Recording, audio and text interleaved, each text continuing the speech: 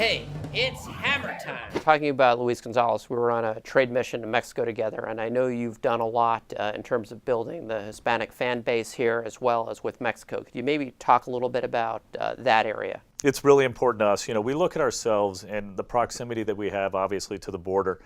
It's an extension. We're not just, the Phoenix Diamondbacks. We're the Arizona Diamondbacks for a reason. But I also consider our Arizona fan base stretching into Mexico. You look at Sonora and our relationship we have there with the government, being a part of the Arizona-Mexico Commission as well, having that relationship with Hermosillo, the fact that we have busloads of their fans coming up every weekend to watch our games. So it's important for us to always have a presence there. Gonzo's been great. He's always gone down there with me. We make it a point, ambassador-type trips, to go 2-3 times a year. We're actually going to have 2 exhibition games there in Monterrey. We've had 10 over the years in Hermosillo. This is the first time ever we're going to have 2 in Monterrey, Mexico, which is a lot of fun, against Colorado Rockies, so you know who their hometown team's going to be. It's going to be the D-backs. But in addition to Gonzo, who's been so impactful down there, we hired, and this goes back to your question again about former players, Rubio Durazo to be one of my advisors, and he's down there on the ground running camps and clinics and having governmental affairs and being a part of the community, and he's terrific. I mean, I've never seen a former player in Sonora or Monterrey so beloved as him. When you said Monterrey, are those spring training games or are those? Those are spring exhibition games, 2 of them against the Rockies, and it's going to be a lot of fun for us to be down there. Some of us will be down there a lot longer than others, but most will be down there, the 3 days, the players. They'll get there, they'll play the game and play the games and head back. But the impact that we can have on the community, on the economy, and hopefully grow that fan base even more, because fans are so loyal in Mexico and they love the sport. And we've always talked at the Chamber, this is an export opportunity for us. I mean, the fans in Mexico, they love the D-backs, they love coming here, they go to the games, they stay in our hotels, they eat in our restaurants, they shop in our stores. Absolutely. It's just 100% and it's so easy for them to do, Glenn. We have a weekend where we focus, we wear Los D-backs, and we have festivals here. But to me, it's not about one day. It's not about an awareness or a recognition or appreciation of one game or a weekend.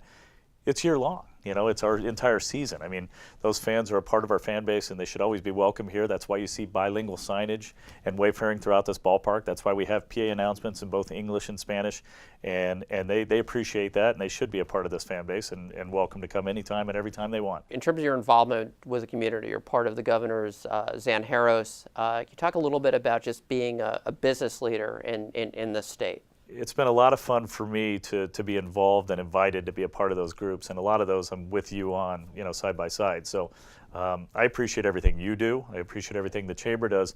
But the fact that we as a business community have been able to come together, and I know I can pick up the phone and call Michael Bidwell or call Don Brandt, Don Smith, so many, and just say, hey, need you for this. They're probably going to do it, just as they call me and ask the same, and we're going to do it. We all serve on several of the same boards. We support a lot of the same charities, if not all the charities.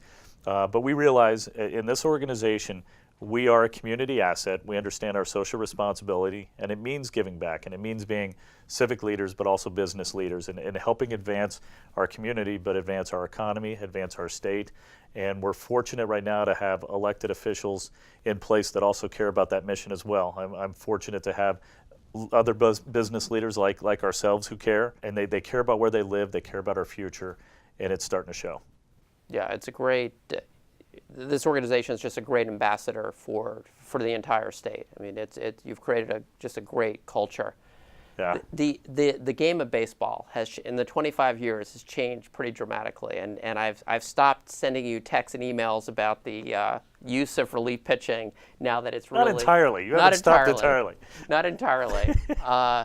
You always have a good take, and that's the beauty of the sport. Everybody's supposed to have an opinion. Well, for 25 years, I felt that the closer was being misused, and now it's started to change a little. Now it's just, I mean, the way relievers now. There's relief days. Yeah. Where's the game going? Do you think in some of these things with the more of the opener rather than the closer? Yes. Yeah, I think so. I think we've seen that it can also be overused and overdone, but that's one area, and I think all of it stems from analytics and technology, right? So the areas where the game has changed, when you look at, eventually we're going to have electronic balls and strikes, and you look at instant replay. We have that technology. Why wouldn't we use it? Why shouldn't we use it? I love the tradition of baseball. We're always going to be traditionalists, yet, let's adapt a little bit. But I think when you look at how analytics have taken such a huge step forward, every aspect of the game, offense and defense, we have an entire analytics department. Our baseball operations staff that we've hired are analytically connected. But I think when you look at changes like the one you suggested, it's funny because we'll take a huge leap, and all of a sudden you have closers that are coming in the 5th, 6th, 7th, right? Highest leverage positions of the game. Yes. And then it might backfire, or other teams might go, no, we're going to stick to our guns. I think it's a good balance in everything that we do. I do like the idea of like the opener. Okay, so you're bringing in somebody, say left-handed, who maybe would ordinarily pitch in the 6th or 7th inning to give you length. The other team stacks its lineup with all right-handers. That person pitches 1 inning, then you're bringing in a right-hander who you hope can go 5 or 6 innings.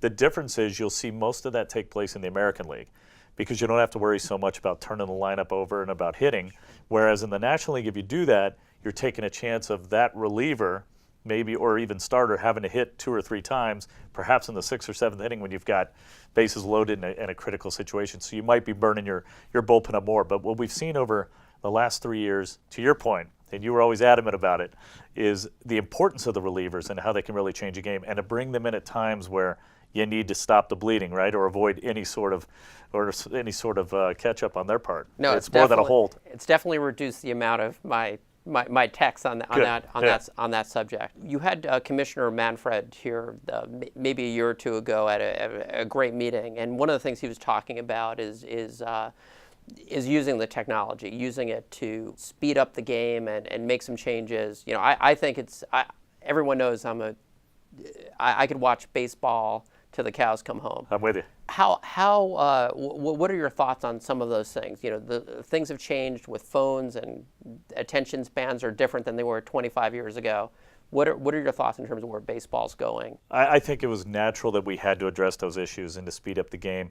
You're right, attention spans are different now. People are looking at the phones. It's one of the reasons we all had to extend the nets, which I was fearful of doing at first. I thought, how can we take away that interaction between the players and the fans in those first couple of rows and the kids who get a baseball. Yet now when you see kids especially on their phones with their heads down, I lose my breath. And so for me, we have to compete. There's a lot of competition out there. There's a lot of alternatives and choices for young fans. We need to make them fans of the game. First and foremost, they have to play. And I think, Little League, softball, getting young men and women involved in the game, whether they're good or not, regardless of talent level, they're going to be fans for life. That's what you want. Then figure out a way to shorten that game down. There is a problem. I have no problem with it. But there's a problem asking everybody to sit and watch a game or even listen or watch at home when it's 3.5, 4 hours without going into extra innings or not even going to the bottom of the ninth. So we should speed it up. And I commend the commissioner for trying to find ways because we are trying to convince people and to hook people and want them to watch each and every game without affecting their lives in a negative way. Again, it's an escape, right? It shouldn't be a nuisance. I'll close in this area, and this is something that has perplexed me since the trip to Israel. Is that you mentioned you at one point had an interest in broadcasting. Yeah. My first cousin, Mike Berkowitz, is probably the #1 comedy agent in the country, if not the world. Okay. You are the funniest guy in Arizona, seriously. And I've been trying to figure out your impersonations, just your take on things. You're Jimmy Kimmel good. That's really funny. Where did this come from? No, I appreciate that. I've always been an entertainer. I don't think I'm that good, but thank you. But I enjoy telling stories. I mean, you know it. When I tell stories, I don't just say, Glenn said this. I'll impersonate you when I tell that story. So I like impersonations. I love the fact that we can work that into a lot that we do. Instead of a B2B summit, we have what we call our MVP awards, our most valuable partner awards. And it has evolved. And we've had now, I think, 7 or 8. And it's a lot of fun. And we do packages ahead of time. I used to come out Billy Crystal style and have a song opener where I'm singing songs and tunes to get it going. Now it's like a late night talk show. And we have fun. We have games in between. We have spoofs. We have holiday, as you know, videos we sent out. We recreated one recently with Gonzo and Randy Johnson where it was, a lot of fun. But I always say if you truly love what you're doing, you'll never work a day in your life. I don't feel like I'm working most of the time because I love baseball so much. But when you can also laugh every day in a very intense industry where we're so tied to our wins and losses, it's fun to be able to exhale and be able to laugh a little bit. And for me, it's impersonations. I just have to make sure that my owners don't see me when I'm impersonating them behind their backs. Derrick Hall, thank you for visiting with us today, and can't wait for what I know is going to be a great 2019. Thank you, Glenn. I appreciate it. Thanks for being here.